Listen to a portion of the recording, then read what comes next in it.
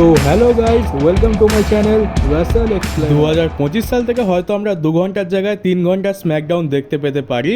আর এটার পেছনে কারণ হচ্ছে যে যেমনটা তোমরা জানো যে 2025 সালে র নেটফ্লিক্সের ওপরে চলে যাচ্ছে।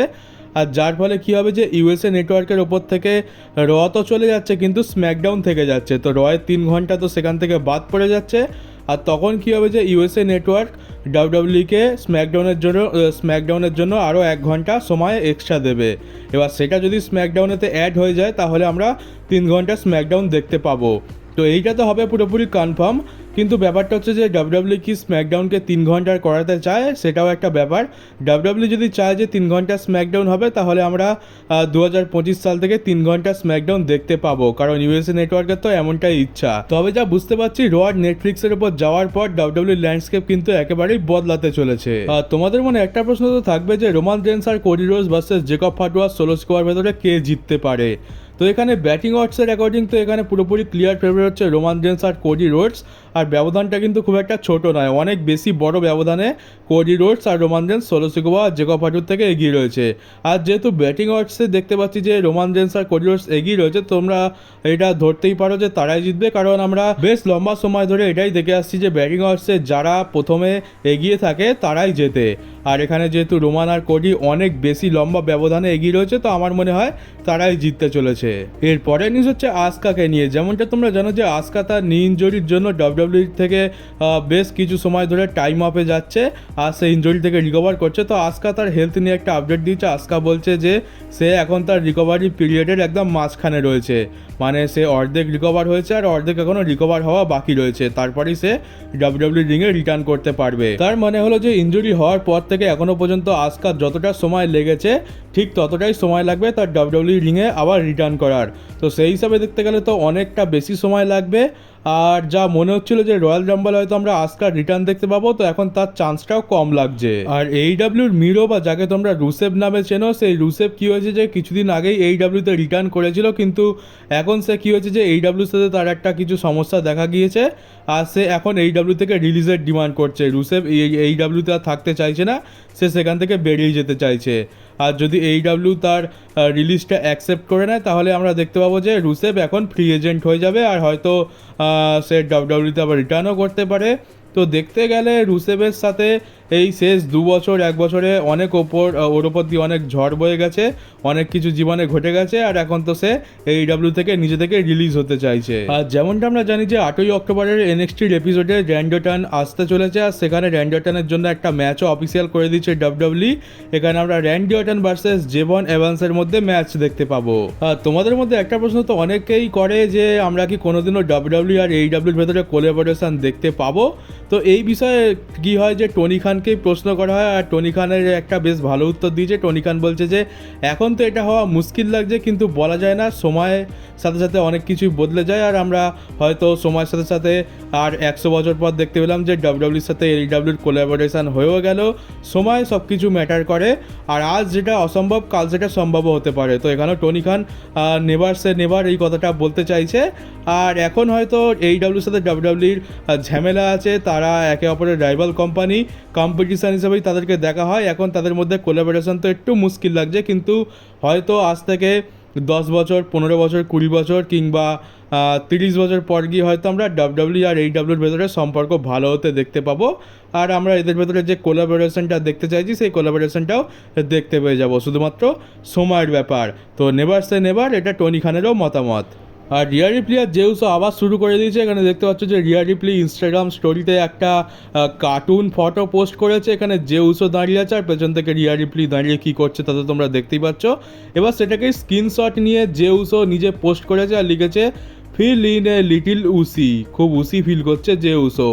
তো এরা সোশ্যাল মিডিয়াতে যা শুরু করেছে এটা যদি বাস্তবে শুরু করে তাহলে লিভ মর্গান আর ডমডমও হার মেনে যাবে, যা দেখতে পাচ্ছি। আর তোমাদের নিশ্চয়ই অ্যালবার্টো ডেল রিওর কথা তো মনেই থাকবে। এই অ্যালবার্টো ডেল রিও এককালে ডাব্লিউডাব্লিউতে রয়্যাল রাম্বলও জিতেছিল আর ওয়ার্ল্ড হেভিওয়েট চ্যাম্পিয়নশিপও জিতেছিল, কিন্তু আজ এই অ্যালবার্টো ডেল রিও একেবারে রেসলিং জগৎ থেকে হারিয়ে গেছে, তাকে কেউ চেনে না। ছোটোখাটো রেসলিং প্রমোশনে সে কাজ করে বেড়ায়, তাও খুব একটা লোকের নজরে পড়ে না। তো এই অ্যালবার্টো ডেল রিওকেই যে প্রশ্ন করা হয় সে কি কোনোদিন ডাব্লিউডাব্লিউতে বা এইডাব্লিউতে ফিরতে চায়, মানে এইডাব্লিউতে ডেবিউ করতে চায়।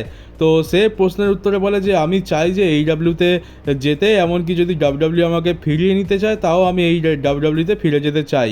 কিন্তু এখন ব্যাপারটা হচ্ছে যে এইডাব্লিউ কি আমাকে নিতে ইন্টারেস্টেড আছে বা ডাব্লিউডাব্লিউ কি আমাকে আবার রিসাইন করতে চায়, সেটাই হচ্ছে বড় ব্যাপার। যদি ডাব্লিউডাব্লিউ বা এইডাব্লিউ থেকে অ্যালবার্টো ডেল রিও অফার পায় তাহলে সে অবশ্যই সেটা অ্যাকসেপ্ট করবে আর সে যে কোনো একটা কোম্পানিতে চলে যাবে। কিন্তু ব্যাপারটা হচ্ছে যে এখন না তো ডাব্লিউডাব্লিউ অ্যালবার্টো ডেল রিওর প্রতি কোনো রকম ইন্টারেস্ট দেখাচ্ছে। মাঝে একবার উঠেছিল যে কথাটা যে অ্যালবার্টো ডেল রিও হয়তো ডাব্লিউডাব্লিউতে রিটার্ন করতে পারে, কিন্তু দেখলাম যে ডাব্লিউডাব্লিউ সেরকম কোনো রকম ইন্টারেস্টে নেই তাকে সাইন করতে। আর এইডাব্লিউ তাকে নিতে চায় কি না সেটাও বলা মুশকিল, কারণ নেওয়ার হলে তো এতদিনে টনি খান অ্যালবার্টো ডেল রিওর সাথে কন্ট্রাক্ট করেই নিত। কিন্তু সিচুয়েশান এখন খুবই খারাপ যাচ্ছে অ্যালবার্টো ডেল রিওর, কেউ তাকে নিতেই চাইছে না। আশা করবো যে তার ভবিষ্যৎটা ভালো জায়গায় কিছু যাবে, কিন্তু এখন তো অবস্থা খুবই খারাপ লাগছে। আর আমরা ব্যাড ব্লাডেতে কোডি রোডসের জন্য একটা স্পেশাল এন্ট্রান্স দেখতে পাবো, আর এদের কোডি রোডসের এন্ট্রান্সটা পারফর্ম করবে ইউএপিবি নামের ব্যান্ডটা। আর এই ব্যান্ডটা কিছুদিন আগে একটা কলেজ ফুটবলের ম্যাচে কোডি রোডসের থিম সংটা পারফর্ম করেছিল, যেটা খুবই ভাইরাল হয়ে যায়। আর এখন কি করেছে ডাব্লিউডাব্লিউ এদেরকে হায়ার করেছে কোডি রোডসের জন্য একটা স্পেশাল এন্ট্রান্স প্ল্যান করেছে ব্যাড ব্লাডের জন্য। আর কোডি রোডসের থিম সংটা এরা পারফর্ম করবে ব্যাড ব্লাডেতে। তো এটা তো কোডি রোডসের জন্য খুবই ভালো জিনিস হচ্ছে যে কোডি রোডসের জন্য একটা স্পেশাল এন্ট্রান্স আমরা ব্যাড ব্লাডেতে দেখতে পাবো, লাইভ পারফরমেন্সও তোমরা বলতে পারো। আর অনেকদিন পর আবার সেথ রলিন্সকে দেখা গেল। সেথ রলিন্স একটা ফুটবল ম্যাচ দেখতে গেছিলো, আর তার পেছনে কী ছিল যে টি.ওয়াই হিলটন নামে একজন ব্যক্তি দাঁড়িয়েছিল। এই টি.ওয়াই হিলটন কে আমি তো জানি না, মনে হয় কোনো সেলিব্রিটি হবে। তো সে কী করে ধাক্কা মেরে সেথ রলিন্সকে ওই মাঠের ভেতরে ফেলে দেয়। আর তারপরে সেথ রলিন্স এটা দেখে বেশ ভালো মতো অ্যাক্টিং করেছে, অবাক হওয়ার, যেমনটা সে ডাব্লিউডাব্লিউতে করে থাকে। আর তাকে পুরো স্টেডিয়ামে ক্যামেরাতে টেলিভিশনে দেখাচ্ছিল। তো এটা একটা বেশ ভালো মোমেন্ট আর একটা ফানি মোমেন্টও বলতে পারো। অনেকদিন পর সেথ রলিন্সকে দেখতে পেলাম। আর সেথ রলিন্স এখন তার ইনজুরি থেকে রিকভার করার সাথে সাথে লাইফটাকেও ভালোভাবে এনজয় করছে। আর যেমনটা আমরা জানি যে সেথ রলিন্স হয়তো নভেম্বরে রিটার্ন করতে পারে, কারণ ডিসেম্বরের 14 তারিখে স্যাটারডে নাইট মেন ইভেন্টের জন্য সেথ রলিন্সকে অ্যাডভার্টাইজ করার আছে। আর এর পরের নিউজ হচ্ছে জন সিনাকে নিয়ে। 2025 সালে আমরা জানি যে জন সিনার ফেয়ারওয়েল ট্যুর চলবে। আর সেই ফেয়ারওয়েল ট্যুরের জন্য জন সিনা তার একটা উইশ লিস্ট ডাব্লিউডাব্লিউকে সাবমিট করেছে। উইশ লিস্ট বলতে যে ডাব্লিউডাব্লিউ সে তার ফেয়ারওয়েল ট্যুরে কী কী করতে চায় জন সিনা, সেটা সে ডাব্লিউডাব্লিউকে জানিয়েছে। যেমন এমনটা হতে পারে যে জন সিনা ডাব্লিউডাব্লিউকে উইশ লিস্টের মধ্যে এটা বলেছে যে সে র্যান্ডি অর্টনের সাথে ম্যাচ চায়, সে ব্রন ব্রেকারের সাথে ম্যাচ চায়, সে গানথারের সাথে ম্যাচ চায়, সে লোগান পলের সাথে ম্যাচ চায়, এরকম টাইপের। মানে জন সিনা তার ফেয়ারওয়েল ট্যুরে কী কী করতে চায় সেটার পুরো একটা লিস্ট ডাব্লিউডাব্লিউকে দিয়েছে। এবার ডাব্লিউডাব্লিউ যদি অ্যাপ্রুভ করে আমরা সেই জিনিসগুলোই দেখতে পাবো। অ্যাপ্রুভ না করার তো সেরকম কিছু দেখতে পাচ্ছি না। জন সিনা নিশ্চয়ই ভালো কিছুই আমাদের উপহার দিতে চায় তার ফেয়ারওয়েল ট্যুরে, আর সেইটাই সে লিস্ট ওয়ানে ডাব্লিউডাব্লিউকে দিয়েছে। তো হয়তো সেই লিস্ট অনুযায়ী আমরা জন সিনার ফেয়ারওয়েল ট্যুর চলতে দেখতে পাবো 2025 সালে। আর একটা ম্যাচ নিয়ে ডাব্লিউডাব্লিউর ভেতরে খুবই আলোচনা হচ্ছে, সেটা হচ্ছে লোগান পল ভার্সেস জন সিনার ম্যাচ। এটা তোমরা প্রায় 100% কনফার্ম ধরে নিতে পারো যে জন সিনার ফেয়ারওয়েল ট্যুরে আমরা এই ম্যাচটা দেখতে পাবো। এমনটাও নিউজ আসছিল যে আমরা হয়তো এই বছরের সামারস্ল্যামেতে জন সিনা ভার্সেস লোগান পলের ম্যাচ দেখতে পাবো, কিন্তু আমরা সেখানে এলএ নাইট ভার্সেস লোগান পলের ম্যাচ দেখতে পাই। আর এই ম্যাচটা বাঁচিয়ে রাখা হয় জন সিনার ফেয়ারওয়েল ট্যুরের জন্য। আর এই ম্যাচটা ডাব্লিউডাব্লিউর ভেতরে তো পুরোপুরি কনফার্ম যে আমরা 100% দেখতে পাচ্ছি 2025 সালে জন সিনা ভার্সেস লোগান পল। আর বাটিস্টার ব্যাপারে খুব একটা শকিং জিনিস আমরা জানতে পারি। রিসেন্ট টাইমে বাটিস্টা তার একটা ইন্টারভিউতে একটা অনেক বড় জিনিস রিভিল করেছে, আর এটাই হয়তো তার রেসলিং জগৎ থেকে এত তাড়াতাড়ি সরে আসার কারণ।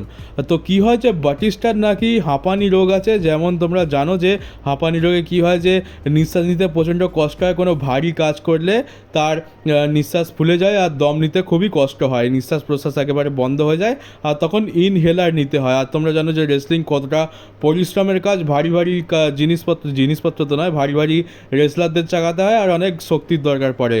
তো কী হতো যে ডাব্লিউডাব্লিউ কী করতো যে রিংয়ের তলাতে জায়গায় জায়গায় ইনহেলার রেখে দিত বাটিস্টার জন্য। আর যখন ম্যাচ চলাকালীন বাটিস্টার নিঃশ্বাস নিতে প্রবলেম হতো বা যখনই শ্বাসে টান পড়তো তখন সে রিংয়ের কাছে গিয়ে শুয়ে পড়তো একদম নিচেতে, আর রিংয়ের ভেতর থেকে ইনহেলার নিয়ে সেটা পাম্প করে নিত, আর তারপরে সব ঠিক হয়ে যেত, আবার সে ম্যাচ কন্টিনিউ করতো।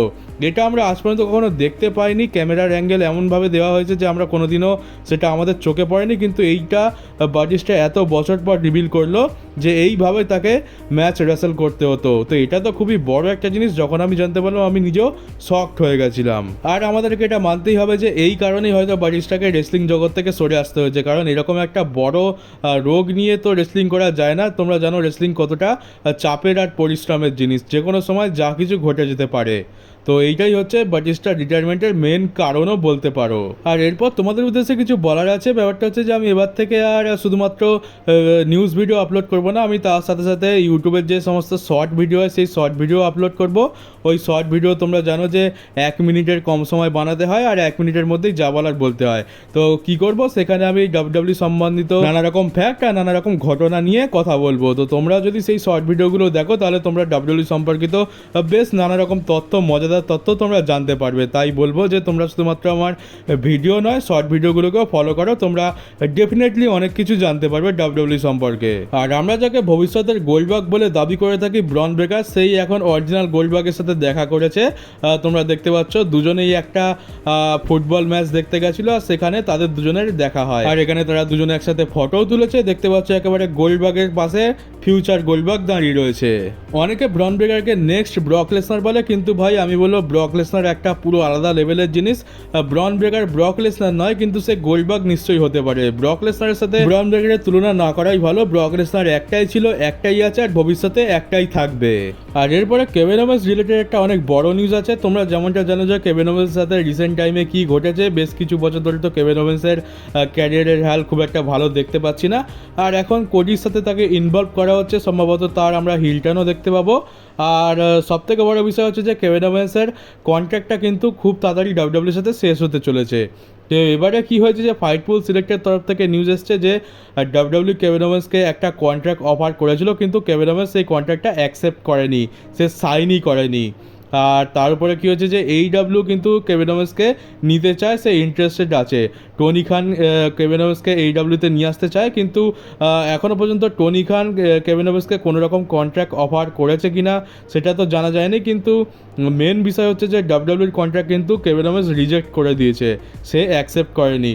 এবার ভবিষ্যতে হয়তো ডাব্লিউডাব্লিউ আরও কিছু টাকা বাড়িয়ে তাকে কন্ট্রাক্ট অফার করবে, তখনও যদি রিজেক্ট করে দেয় তখন সেটা বেশ প্রবলেমের জিনিস দাঁড়াবে। কারণ AEW তো কেভিন ওভেন্সকে অনেক টাকা দিতে রাজি আছে, কিন্তু ডাব্লিউডাব্লিউ যদি রাজি না থাকে তাহলে হয়তো দেখতে পেতে পারি যে কেভিন ওভেন্স হয়তো ডাব্লিউডাব্লিউ ছেড়েই চলে গেল। এবারে সিচুয়েশান খুবই খারাপ হয়ে রয়েছে। কেভিন ওভেন্সকে ভালো বুকিং করে না, কেভিন ওভেন্স ডাব্লিউডাব্লিউর কন্ট্রাক্ট প্রত্যাখ্যানও করেছে।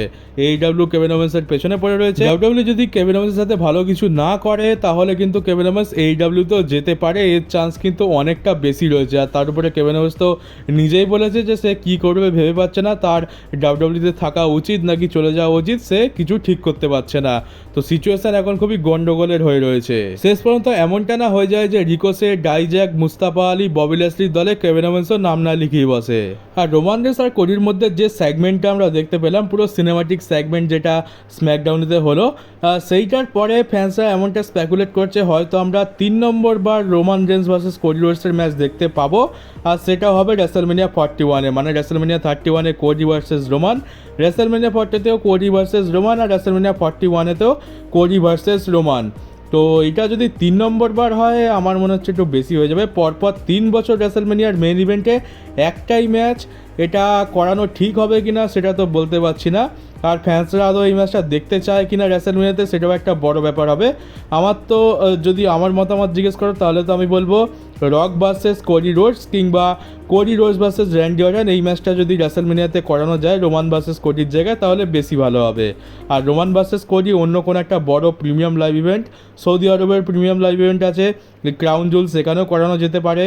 আর রোমান ভার্সেস কোডি যদি আবার রেসেলমেনিয়াতে হয় তাহলে ব্যাপারটা হচ্ছে যে সেখানে রোমান রেন্সের হেরে যাওয়ার চান্সটাই বেশি রয়েছে। কারণ আমার তো মনে হয় না যে রোমানকে ডাব্লিউডাব্লিউ এত ব্লাড লাইনের সমস্যা মেটার আগে আবার চ্যাম্পিয়ন বানাবে। সেখানে ব্লাড লাইন তো ইন্টারফেয়ার করবেই করবে, আর রেসেলমেনিয়া যেহেতু হয়তো রকও এসে ইন্টারফেয়ার করতে পারে আর রোমানকে সেই ম্যাচটা হারিয়ে দিতে পারে। তো পুরো সিচুয়েশান বেকার হয়ে যাবে। ওর থেকে যদি রক কিংবা র্যান্ডি অর্টন হয় সব থেকে ভালো, তাহলে কোডি রোডসের চ্যাম্পিয়নশিপ হারার চান্সও কিছুটা হলেও থেকে যায়। কিন্তু রোমান হলে আমার মনে হচ্ছে কোডি রোডসেরই জেতার চান্সটা বেশি, কারণ রোমানের অনেক সমস্যা রয়েছে, রক রয়েছে, পুরো ব্লাড লাইন রয়েছে। আর রক যদি রোমানকে রেসলমিনিয়া 41-এর ম্যাচটা কস্ট করেই দেয়, তাহলে সেখান থেকেই পরের বছর আমরা 2026 সালের রেসলমিনিয়াতে রোমান ভার্সেস রকের ম্যাচটা সেট আপ হতে দেখতে পাবো, এটারও একটা চান্স আছে। আর বেশ কিছুদিন আগে তো নিউজ এসেছিলো যে আমরা এই 2025 সালের রোমান ভার্সেস রক দেখতে পাবো না, একেবারে 2026 সালেতে গিয়ে আমরা রোমান ভার্সেস রকের ম্যাচটা দেখতে পাবো। তাহলে যদি সেটাই হয়, তাহলে এই 2025 সালের রেসলমিনিয়াতে আমরা সম্ভবত রোমান ভার্সেস কোডির ম্যাচ কিংবা রক ভার্সেস কোডির ম্যাচ, না হলে সব থেকে বেশি ভালো হয় তো কোডি ভার্সেস র্যান্ডি অর্টনের ম্যাচটাই হয়ে যাক। এটা আমরা অনেকেই দেখতে চাই রেসলমিনিয়াতে। তো এইটাই হচ্ছে সিচুয়েশান। এখন যদি রোমান ভার্সেস কোডির ম্যাচ 3 নম্বর বার হয় পরপর 3 বছর, এটা আমার তো খুব একটা ভালো লাগছে না, খুবই প্রেডিক্টেবল হয়ে যাচ্ছে। আর তাছাড়া একটা ম্যাচ পরপর 2 বছর রেসলমিনিয়ার মেইন ইভেন্টে তো ঠিক আছে, কিন্তু পরপর 3 বছর রেসলমিনিয়ার মেইন ইভেন্টে এটা একটু বেশি হয়ে যাচ্ছে। তো তোমাদের কি মতামত তোমরা অবশ্যই কমেন্ট বক্সে জানাতে পারো, আমার তো এই মতামত আমি জানিয়ে দিলাম। তো চলো গাইজ, এই ছিল আজকের নিউজ ভিডিও, কেমন লাগলো কমেন্ট বক্সে অবশ্যই জানিও। নতুন হয়ে থাকলে চ্যানেলটাকে সাবস্ক্রাইব করে নোটিফিকেশন বেলটাকে অবশ্যই অন করে দিও, আর ভিডিওটাকে শেয়ার করতে ভুলো না। তো চলো গাইজ, তোমাদের সাথে দেখা হচ্ছে আমার পরের WWE নিউজ ভিডিওতে, আর আমার শর্ট ভিডিওগুলো অবশ্যই ফলো করো।